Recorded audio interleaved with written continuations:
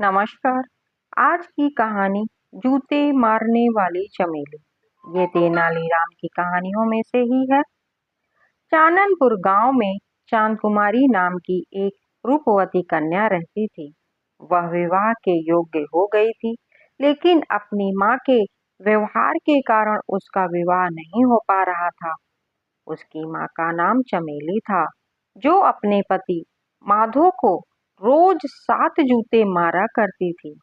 यह बात दूर दूर तक के लोगों को पता थी, इसलिए कोई भी चांद कुमारी को अपनी बहू नहीं बनाना चाहता था। वहीं दूसरी तरफ तेनालीराम की बुद्धिमत्ता के कारण दरबारियों के साथ साथ उसके कुछ रिश्तेदार भी उससे जलते थे। एक बार तेनालीराम घर पर आराम फरमा रहा था कि अचानक उसका एक दूर का रिश्तेदार चांद कुमारी का रिश्ता लेकर उसके घर पहुंच गया। वह भी तेनालीराम से जलने वालों में से एक था। वह तेनालीराम के पास जाकर बोला, मैं एक रिश्ता लेकर आया हूँ, तुम अपने छोटे भाई का रिश्ता ले लो।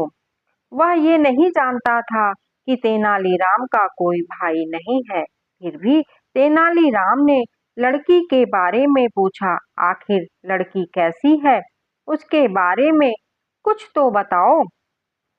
वह बोला, लड़की का नाम चांद कुमारी है, वह बहुत ही सुंदर है। तेनालीराम ने भी उसकी माँ के बारे में बहुत कुछ सुन रखा था, लेकिन फिर भी उसने रिश्ते के लिए हामी भर दी।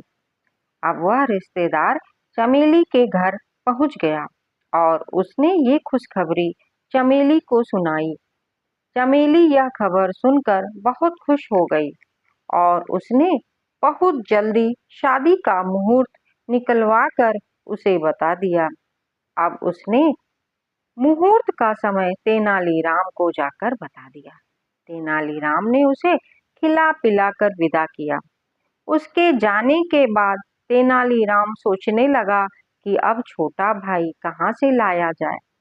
मेरा तो कोई छोटा भाई है ही नहीं। छोटे भाई की खोज में वह नगर की ओर चल पड़ा।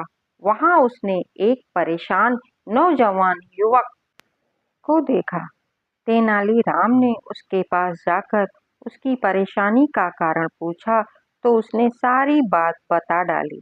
तेनालीराम ने उसे काम देने का वादा कर लिया, लेकिन उसके सामने एक शर्त रख दी। उसने तेनालीराम से शर्त के बारे में पूछा। तेनालीराम बोला, मैं जिससे कहूँ तुम्हें उस लड़की से शादी करनी पड़ेगी। वह युवक तैयार हो गया। मुहूर्त के अनुसार उसका विवाह हो गया। चांद कुमारी को विदा करते समय उसकी माँ ने उसे भी अपने पति को रोज जूते मारने की सलाह दी। चमेली बोली, बेटी, मैंने तेरे पिता को अपने वश में कर रखा है। अगर तू भी अपने पति को अपने वश में रखना चाहती है, तो तू अपने पति को 7 की जगह रोज 15 जूते मारना। चांद कुमारी ने अपनी माँ की बातों पर हामी भर दी। अब जैसे ही बेटी चल दी, तो चमेली ने माधो को उसके साथ जाने के लिए कहा। बेचारा माधो अपनी बेटी के साथ उसके ससुराल चला गया। चांद कुमारी ने ससुराल आकर देखा कि तेनालीराम और उसके पति का स्वभाव बहुत ही अक्खड़ है। वह उनसे डरकर रहने लगी, लेकिन वह फिर भी अपने पति को जैसे तैसे रोज 15 जूते मार ही देती थी। वही जब तेनालीराम ने माधो का टूटा बदन देखा तो वह समझ गया कि यह जरूर सब उसकी पत्नी की वजह से ही ऐसा है। तब तेनालीराम ने माधो को 4-5 महीने अपने पास रखकर उसे मोटा तगड़ा कर दिया और फिर उसे अपने घर जाने को कहा। जब माधव चलने लगा तो तेनालीराम ने उसे एक मोटा सा लोहा चढ़ा डंडा देते हुए कहा, डरने से कुछ नहीं होगा, यह सब तुम्हारी ही कमी है। अगर तुम पहले से ही कठोर बनकर रहते तो ऐसा कभी नहीं होता।